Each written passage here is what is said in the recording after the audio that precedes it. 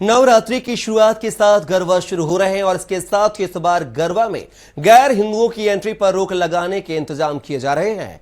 भोपाल के अवधपुरी इलाके में श्री कृष्ण सेवा समिति के गरबा पंडाल के बाहर हिंदू संगठनों ने पोस्टर लगा दिया है कि यहां जिहादियों का आना सख्त मना है, पकड़े जाने पर घर वापसी कराई जाएगी। होर्डिंग में जूते, चप्पल और लाठी की तस्वीरें भी छिपी हैं। गरबा पंडाल का जायजा लिया है संवाददाता कुमार संदीप ने। भक्ति की शक्ति का पर्व नवरात्रि की शुरुआत हो चुकी है और नवरात्रि का विशेष जो मां की आराधना का पर्व जो है वो गरबा के बिना पूरा नहीं होता। लेकिन गरबा को लेकर जो है लगातार जो देखने में आ रहा है कि लव जिहाद के बढ़ते मामलों को लेकर सियासत भी होती है। ऐसा ही नज़ारा आपको दिखाना चाहेंगे। अवधपुरी में ये गरबा पंडाल लगाया गया है, जहां पर पोस्टर में साफ दिख सकता है गरबे पंडाल में जिहादियों का आना सख्त मना लिखा गया है और पकड़े जाने पर उचित व्यवस्था की जाएगी। इसके लिए जो है यहाँ पर जो लाठी है या फिर जूते चप्पल है उनका भी जो है वो पोस्टर में उल्लेखित किया गया है। यहाँ पर गरबा का आयोजन जो करते हैं वो हमारे साथ है, उन्हीं से जान लेते हैं पोस्टर की जरूरत क्यों पड़ी। ये तो आपको सबसे पूछना चाहिए, कितना जरूरी हो गया है समाज में ऐसे लोगों को चिन्हित कर लेना जो अपनी आइडेंटिटी छुपा के आते हैं।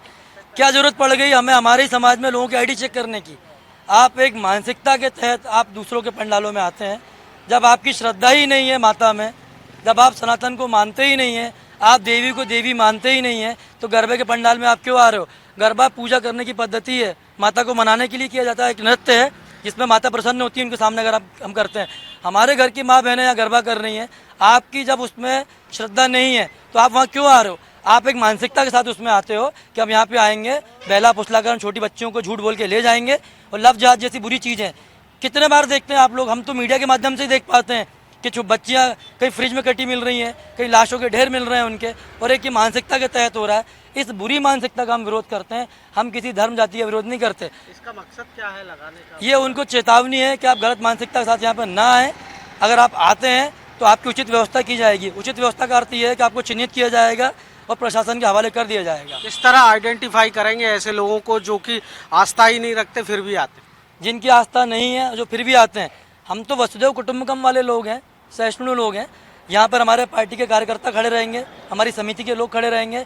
हर आने वालों के माथे पे तिलक होगा, हर अंदर घुसने वाले को रक्षा सूत्र बांधा जाएगा। सबसे पवित्र माना जाता है हमारे गंगा जल को हम सेवन कराएंगे। उसके बाद अगर कुछ बहुत पवित्र है हमारे धर्म में तो गौमूत्र है। गौमूत्र का छिड़काव होने के बाद वराह अवतार जो विष्णु जी का अवतार है उसकी पूजा होगी। उसके बाद आपका आईडी कार्ड चेक किया जाएगा। ये पूरी प्रोसेस के बाद आप अंदर प्रवेश पा पाएंगे। हम सभी को चिन्हित करेंगे और ऐसे लोगों को बिल्कुल अंदर नहीं आने देंगे। आप बताइए, आप भी लाठी लेके खड़े हैं, किस तरह से जो है ऐसे लोगों की जो उचित व्यवस्था है वो की जाए? ये हमारे आत्मरक्षा के लिए है कि यहाँ पे आके कोई भी अगर उल्टी सीधी हरकतें करने की कोशिश करता है उसके बचाव के लिए हमने रखा हुआ है। 20235 जिहादियों को लेकर पोस्टर लगाए। हाँ, ये मतलब हमारे जो नाम बदल के गरबा रिंग में आते हैं, सिर्फ डांस और मनोरंजन के लिए आते हैं, तो उन लोगों की एंट्री बंद है।